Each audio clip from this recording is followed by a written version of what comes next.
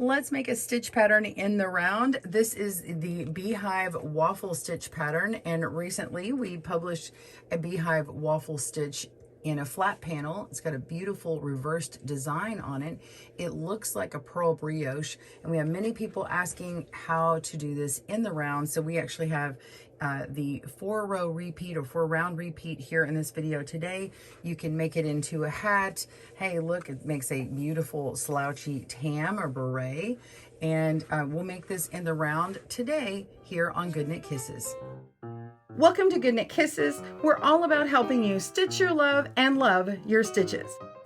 To get the written pattern as well as information on the needles and the yarn used in this video, please click on the video description below and get the link to our blog for the stitch pattern and also for the hat patterns that you can see right here.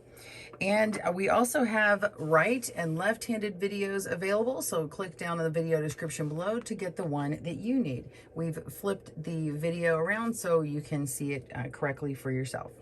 All right, let's get our supplies and dive right in.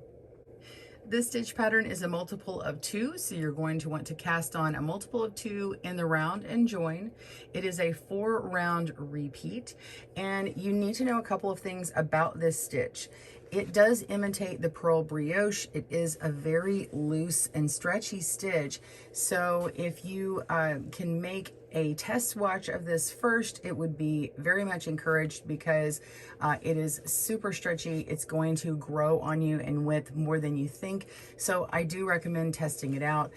For example, this hat pattern, I did not have to change from a smaller needle to a larger one. This is in fact working with all the same size needle. This is actually a US 8, and you can see how nicely tailored in my brim is, and then it just kind of goes way out here. So normally I would go up some needle sizes for the main hat pattern, and that's not the case needed here.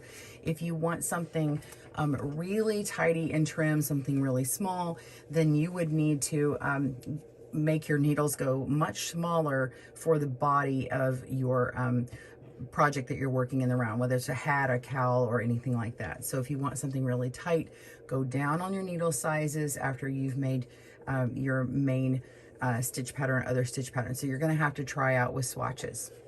All right, so let's begin working in the round. Begin by casting on a multiple of 2. I'm starting in the middle of my project here, but again, be sure and make a foundation round of knit stitches. I think that's really just the best way to start you off. And then you're going to begin round 1, purl all stitches. So just bring your yarn forward and purl.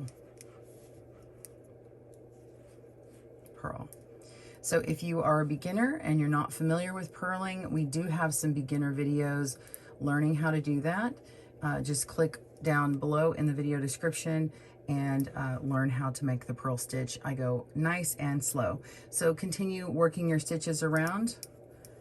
Whoops, I have split that yarn. Let's fix that again. So just to work your stitches in the round for 1 round of purl, pause your video here and I'll meet you at the end of the round. See you in a moment.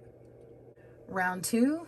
Put your yarn to the back, make sure you move your stitch marker over, and we are going to start by knitting 1 below.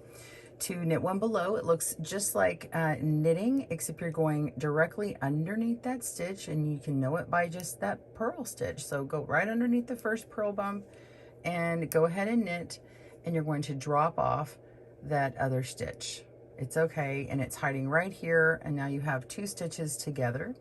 And then you're going to knit the next stitch as usual, and then knit 1 below. Knock that old off and knit 1.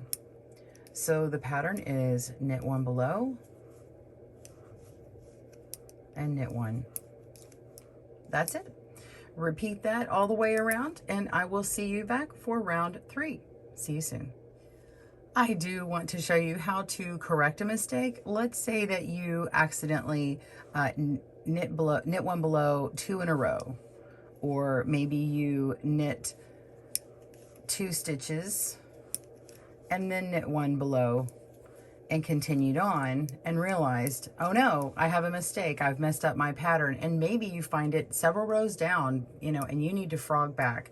So the way that you do that is you're just going to insert your needle into that last knit stitch, come back until you reach your problem stitch here, and you may have to do it for several. It just depends on where you are and your mistake. We're going to go into these 2 stitches here, just like this. Okay, it's going to have an elongated stitch here, and you're going to don't put it here in order to knit over. You're going to put it before that shorter stitch. So the long one goes in front of the shorter stitch. You're going to go into the first stitch just as if to purl, and then just scoop up and pull backwards this stitch here, and it makes a new purl stitch. So here we go again. I'm going to go up into here, and we're going to push the second stitch that's long through that stitch here, okay, and then pull it out, and you can see that it now has that purl stitch set up right. And now you're going to take your other needle and just put it right back on that one like that.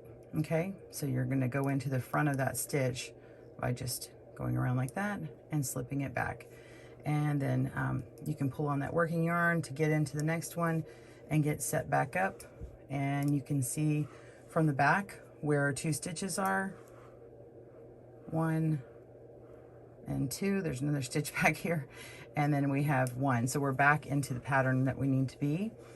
And now I'm going to stitch 1 below, or knit 1 below, and knit 1. All right, continue that, pause your video, and I will see you at the beginning of the round. See you soon. Round 3, slip your stitch marker and bring your yarn forward, and we're going to be purling. So purl all stitches just as round 1 did. Pause your video, and I will see you for the beginning of round 4. See you soon. All right, for round 4, of course, move that stitch marker over, bring your yarn to the back, and you're just going to offset what you did on round 2. So you're actually just going to start with a knit 1 and then knit 1 below, and then just repeat that pattern all the way around. Now I'm going to talk for a moment here about how to know where to start once you've continued the stitch pattern. If you put your work down, you're trying to figure out where you are. You know, it's good to go ahead and either leave your purl row a little bit short so you can see where the pattern was ending from the previous to know where to begin on the next one, or just go a few stitches in so that when you put down your work you can tell what the pattern is. But if you want to just quickly look down your work just to see, you can kind of study along here, and you can see, let me pull my needle out to kind of show you. All right, so move my needle over here so I can kind of point with it. And let's go over here and let's study our work here. So you can look behind one of these bumps that's sticking out a little bit further, and you can see that there is a loose piece of yarn between the stitch, this one and this one here, kind of jogging up diagonally and down over here. So this one is a knit 1 below here. And then if I move over and up on either direction, we can see that this is where the next one was, and then we can move over again and see that it was here before. So it needs to be a knit 1 below on this stitch here. So to get to it, we just get our needle back in place and make a knit stitch, go right up to it, and that's going to be our knit 1 below, and then knit 1. Okay, and so that's how you can tell that you stay on track. Your seam will have a little bit of a loose part right here. I haven't sat and perfected that, but it does have a little bit of a line that looks kind of like a seam here.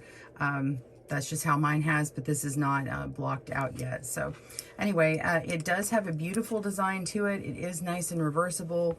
I really love this diagonal look on the inside, so I actually think that this hat will work out really well reversed. And in fact, when you make a knit decreased crown there, the shaping the top, when you reverse it over, it has a beautiful purl design that matches up really well with this diagonal reverse pattern. So there you have your 4-round repeat. Just continue repeating that same round and work until you have your desired length. I hope you enjoyed this video and found it helpful. Be sure and hit the like button on this video and comment down below. I'd love to know what you're making, and be sure and tag me on Instagram at GoodKnitKisses so I can see what you made. We'll see you soon, and happy knitting. Thanks for joining us today, where we help you stitch your love and love your stitches. See you again soon.